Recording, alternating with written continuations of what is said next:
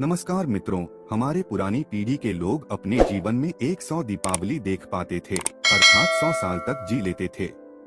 लेकिन आज के जमाने में 60 या 70 साल का जीवन भी अधिक माना जाता है, और उसमें भी जो लोग अच्छे होते हैं तो और भी कम उम्र में ही इस दुनिया को छोड़कर मृत्यु को प्राप्त कर लेते हैं। आपने लोगों को कहते सुना होगा कि भगवान अच्छे लोगों को जल्दी बुला लेते हैं। लेकिन क्या आपको पता है कि ऐसा क्यों होता है? क्यों दूसरों का भला करने वाले और अच्छे लोग बुरे और दुष्ट लोगों की तुलना में जल्दी मृत्यु को प्राप्त करते हैं? आपने लोगों को यह भी कहते हुए सुना होगा कि इस भले इंसान को इतनी जल्दी मौत क्यों आ गई और वह दुष्ट पापी अभी तक मरता क्यों नहीं है। क्या सच में ऐसा होता है? क्या सच में इसका कोई कारण है? अनेक ग्रंथों में इसके बारे में बताया गया है।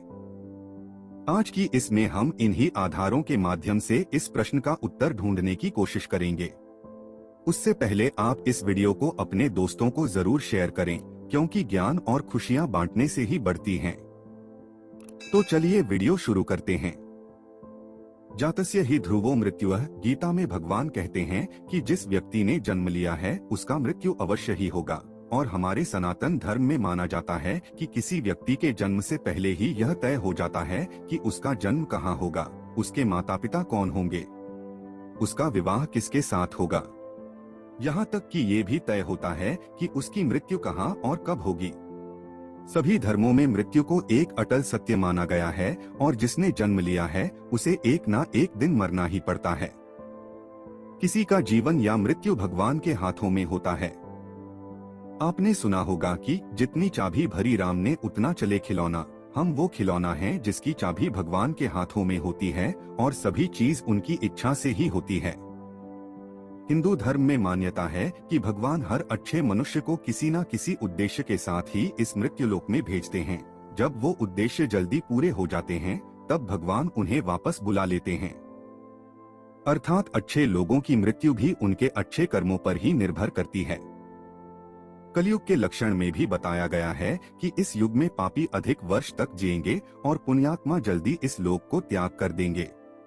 इसके अलावा आपको ये भी बता दूं कि जो लोग ये कहते हैं कि मरने के बाद इंसान खाली हाथ जाता है, उन्हें यह जान लेना चाहिए कि 3 चीजें ऐसी हैं जो मरने के बाद भी उसके साथ जाती हैं। एक है संचित कर्म, दूसरा है स्मृति और तीसरी है जागृति। इसीलिए आप अब किसी से ये मत कहना कि आप खाली हाथ आए थे और खाली हाथ जाएंगे। हमें कई बार लगता है कि कुछ भले लोग या हमारे परिजन थे जो भले थे, कभी किसी का बुरा नहीं किया था, कभी किसी को सताया नहीं था, फिर भी भगवान ने उनको अपने पास इतनी जल्दी क्यों बुला लिया। उन्हें तो अच्छे कामों के बदले में ज्यादा जीना चाहिए था, तो भगवान ने ऐसा क्यों किया? तो आइए इस बात को समझते हैं।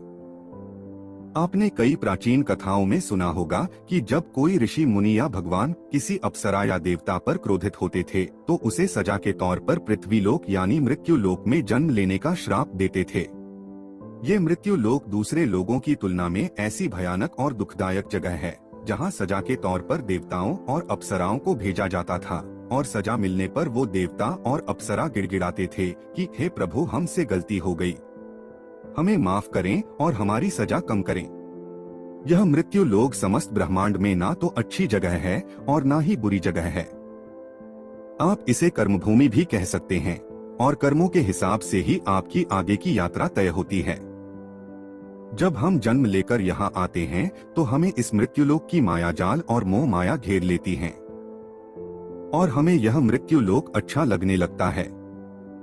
हमें इस मृत्युलोक और यहाँ रहने वाले लोगों से मोह हो जाता है। हम इस मृत्युलोक को छोड़कर नहीं जाना चाहते हैं, और हमारा कोई साथी इस लोक को छोड़कर चला जाता है तो भी हमें दुख होता है। जब किसी इंसान की मौत होती है तो वह जीवात्मा यमराज के वहां जाती है, और वहां उसके कर्मों का लेखा जोखा होता है। उसमें देखा जाता है कि उस जीवात्मा ने अच्छे कर्म किए हैं या बुरे कर्म किए हैं। अगर किसी जीवात्मा ने मृत्यु लोक में बहुत बुरे कर्म किए हैं, बहुत ज्यादा लोगों को सताया है, लूटा है, दुख पहुंचाया है, तो उसे दूसरे जन्म में उन सभी के साथ हिसाब चुकता करना पड़ता है, और उसी कारण उस जीवात्मा को लंबा जीवन काल मिलता है। यदि जीवात्मा ने अच्छे कर्म किए हैं तो उसे अगले जन्म में कम सांसें दी जाती है। कई लोग कहते हैं कि अच्छे काम करने वाले को लंबा जीवन देना चाहिए और बुरे काम करने वालों को कम जीवन देना चाहिए। लेकिन भगवान ने जो व्यवस्था बनाई है वह सही और उत्तम है, क्योंकि इस मृत्युलोक में रहना और जीवन व्यतीत करना हमारा लक्ष्य नहीं है।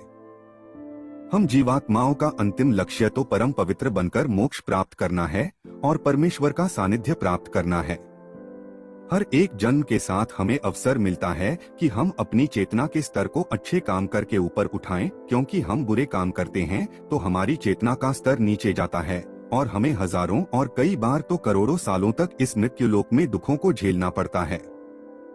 कहा जाता है कि एक जीवात्मा को 84 लाख बार इस संसार सागर के चक्कर काटने पड़ते हैं, तब जाकर उसे मोक्ष मिलता है। लेकिन जो जीवात्मा अच्छे हैं, भले काम करते हैं, वह जीवात्मा जल्द से जल्द शुद्धता प्राप्त कर लें और कुछ ही जन्मों में के बाद मोक्ष प्राप्त कर लेते हैं।